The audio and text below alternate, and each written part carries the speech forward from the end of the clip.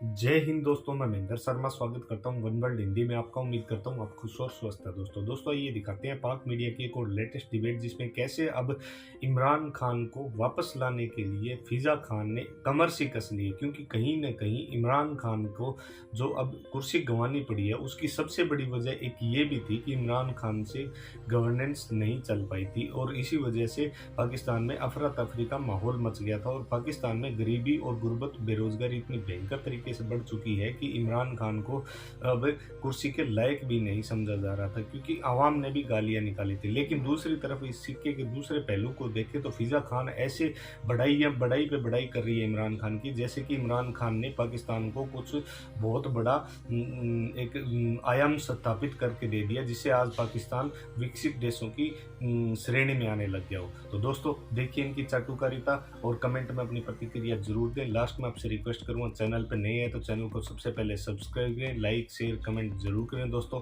जय हिंद, वंदे मातरम, भारत माता की जय। दोस्तों ब्रिगेडियर साहब, कौमी सलामती कमेटी ने एक बार फिर कहा है कि बैरूनी मुदाखलत हुई है और इस बार मजीद ये कहा गया है कि सिक्योरिटी इदारों ने तहकीकात की, मगर कोई बैरूनी जो साजिश है उसके सबूत नहीं है। तो आपका तज्जिया क्या है दोनों मीटिंग्स के एलामिया देखने के बाद? लेकिन दोनों का बयानिया एक ही है, कोई फर्क नहीं है। उन्होंने जो पहले थे वही बयानिया दोबारा दी है कि इंटरफेरेंस है, अनडिप्लोमेटिक लैंग्वेज इस्तेमाल की गई है, या उसमें जो है वो थ्रेट किया गया और उसके बाद डिमार्चे भी लिखा गया है। यही बात उन्होंने की, पहले भी की थी, अब भी की है। तो मेरे ख्याल में इस नेशनल सिक्योरिटी कमेटी की मीटिंग का कोई फायदा नहीं था। बात यह है कि अगर इससे पहले ये शहबाज शरीफ चले जाते पहली नेशनल सिक्योरिटी कमेटी में, तो ये हो सकता है कि बयानिया वहां तक इतना ना बढ़ता। और लेकिन अब क्योंकि इमरान खान इस बयानी को इतना इंटेलिजेंटली ऊपर लेके चले गए हैं, वो इसको कभी भी कम नहीं होने देंगे। अब सारी उनकी इलेक्शन तक की कैंपेन जो है, जो नैरेटिव है, वो एक ही है इसी के ऊपर कि बैरूनी मुदाखलत हुई है या बैरूनी साजिश हुई है, और उन्होंने पॉलिटिशियन को, गवर्नमेंट के कुछ अहदेदारों को इस पर शामिल किया है, मिली भगत से सारा कुछ चेंज किया गया। अदरवाइज मेरे ख्याल में अब ये तो बात क्लियर है कि इंटेलिजेंस एजेंसी ने भी अपनी एक इंक्वायरी की होगी, उन्होंने भी कहा जी साजिश नहीं की और मुदाखलत की। इंटरफेरेंस जनरली होती है, बट क्योंकि इमरान खान का नाम लेते रहे, आई थिंक जिसकी वजह से ये पार्टी ने इसको बिल्डअप किया है। और अब आज शाह कुरैशी भी कह रहे थे कि जो हमारा स्टांस था तकरीबन वही रहा है जो पहले से नेशनल सिक्योरिटी कमेटी में हुआ। ठीक है। अच्छा ब्रिगेडियर साहब, इमरान खान साहब और तहरीक इंसाफ का इस बात पर जोर है कि जी बैरूनी मुदाखलत में धमकी थी, धमकी, और इस धमकी की वजह से हमारे सियासतदानी साजिश में शामिल हुए हैं। तो क्या उनका बयानिया इदारों के दरमियान तसादुम का बाइस तो नहीं बनेगा? होना नहीं चाहिए, लेकिन इमरान खान को ऐसी बातें नहीं करनी चाहिए। आपने अगर पार्टी का आपने एक नया नैरेटिव बना लिया है, उसको लेके चलें। लेकिन लकीली कल उन्होंने कोई ऐसी बात नहीं की कि अपने अदारों के बारे में कोई बात नहीं किया है इन्होंने। ही रिमेन्स रिस्ट्रिक्टेड टू, बल्कि आई थिंक अमेरिकन के बारे में उसने कल कोई बात नहीं की है, बल्कि उन्होंने ज़्यादा जो बात की है वो अपोजिशन के बारे में बात की, जो अभी हुकूमत में आ गई है, कि जी उनका था, वो उनकी मर्जी पे चले हैं, कठपुतली बन गए हैं, ये बातें, इस तरह की बातें करते रहे हैं।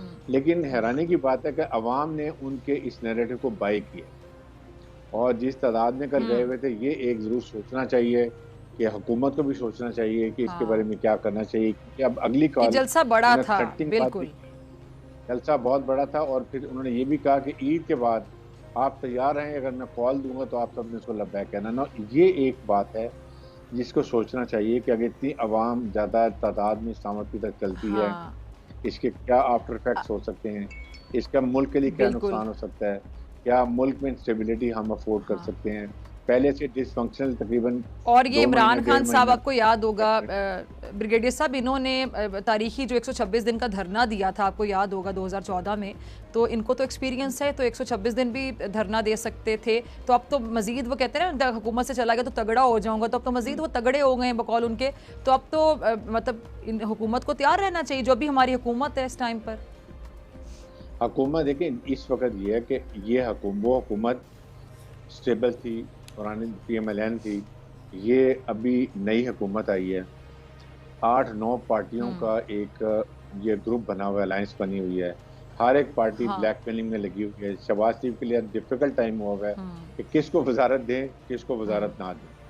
अभी बिलावल भुट्टो आएंगे तो और भी कंडीशन, बिलावल भुट्टो आएंगे अब वहाँ से क्या लेकर आते हैं, पंजाब के गवर्नर के बारे में, प्रेसिडेंट ऑफ पाकिस्तान के बारे में, चेयरमैन सेनेट की बात है, फिर ये काफ़ी चीज़ें रहती हैं। उन्होंने 10 सीटें भी एमएनए की मांगी हैं, प्लस 20 सीटें एमपीए की मांगी हैं। क्या डिमांड पूरी हो सकती है, नहीं हो सकती? It's a big challenge. Along with this economic crisis पहले हैं, आईएमएफ वर्ल्ड बैंक के लिए मुफ्त पेमेंट पहले गए हैं, तो ये चीज़ें बहुत मुल्क के लिए खतरनाक हैं। इसके लिए इस वक्त हुकूमत को बैठ के कोलैबोरेशन बनाना चाहिए। मैं तो यहाँ तक कहूँगा कि अभी प्रेजेंट गवर्नमेंट को नई अपोजिशन को जरूर इनवाइट करना चाहिए, आए बैठ के मुज़ाकरात करें, what is the issue, assembly में आए। ठीक है, वैसे बात अच्छा ब्रिगेडियर साहब, एक और बात, आपने एक और बात पे गौर किया होगा जी, आपने एक और बात पे गौर किया होगा कि इमरान खान साहब ने कहा था कि जी इमरान खान साहब से ज़्यादा इस मुल्क को फ़ौज की ज़रूरत है और पूरी कौम फ़ौज के पीछे है। बल्कि जो लोग तनकीद कर रहे हैं, मतलब उनको भी रोका जा रहा है कि आप फ़ौज पे तनकीद ना करें। फ़ौज का जो रिगार्ड है उस हवाले से बात की जा रही है कि हम फ़ौज की इज़्ज़त करते हैं, और कल भी उन्होंने फ़ौज के हवाले से कहा कि फ़ौज की ज़रूरत है। क्या दीगर जो सियासी जमातें हैं वो ये चाहती हैं कि इस साजिश और मुदाखलत की वजह से किसी तरह से इख्तिलाफात पैदा हों या किए जाएं?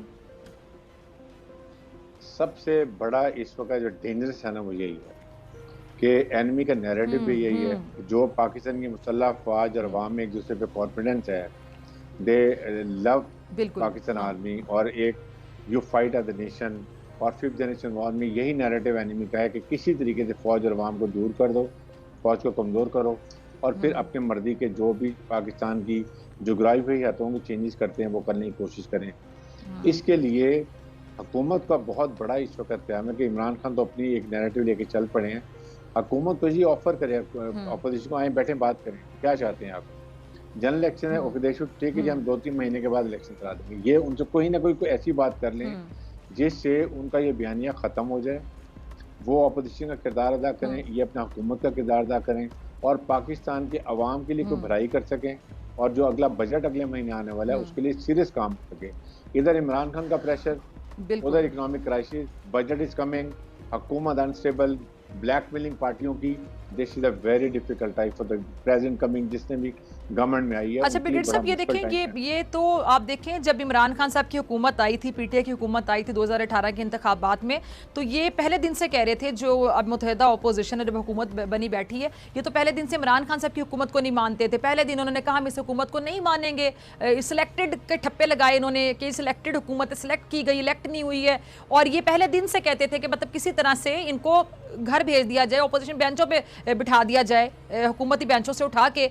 अब ये कहते हैं कि जी जो साजिश का इस लफ्ज़ इस्तेमाल किया जा रहा है, ख़त की बात, और ये जो अदम एतमाद, और ये कहते हैं कि जी ये इम्पोर्टेड हुकूमत है, ये इनको इम्पोर्टेड का ताना दे रहे हैं। मतलब पहले उन्होंने सिलेक्टेड सुना, जिसकी वजह से बहुत से मसाइल का सामना करना पड़ा। पार्लियामेंट के जितने भी इजलास हैं आपके सामने हैं, क्या होता था, वक्त ज़ाया होता था, लोगों के जो टैक्स के पैसे हैं वो ज़ाया होते थे, लोगों के पैसों पर इजलास होता था, क्या होता था, कुछ भी नहीं होता था उसका रिजल्ट। और अब ये इंपॉर्टेंट उनको कहते रहेंगे, तो इस तरह अगर ये चलता रहेगा तो फिर मेरे ख्याल से हल ये कि इलेक्शन हो जाए, उसके बाद थोड़ा सा टाइम ज़रा और लूँगी सवाल में, कि वो इलेक्शन भी जब हो जाएंगे तो फिर अल्लाह करे कि जो हारने वाला है वो मान जाए कि भाई वो हार गया, फिर वो आराम से बैठ के ऑपोजिशन करे, लेकिन हारने वाला फिर शोर मचा देगा, धांधली होगी, तारीखी धांधली हो गई।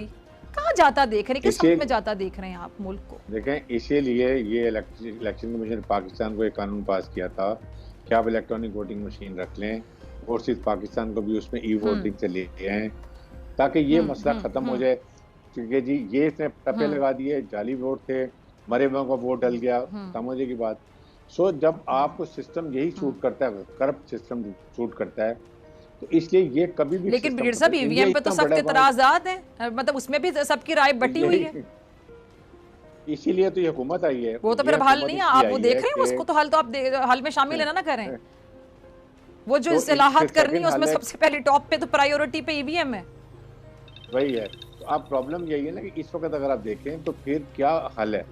अच्छा, फौज को मैं इस बार तो ऑनेस्टली आई रिकमेंड कि फौज को तो इलेक्शन में आना नहीं चाहिए, बिल्कुल। Army should refuse to come in general election monitoring के लिए। Let them decide, let them fight it out, rangers बुलाएं, पुलिस बुलाएं, अपनी पूरे इलेक्शन कमीशन चलाए, और इसको फौज को क्योंकि फिर भाई कहेंगे सिलेक्टेड ने करा दिया, ये करा दिया, वो करा दिया, ये सोचने की बात। ठीक है ब्रिगेड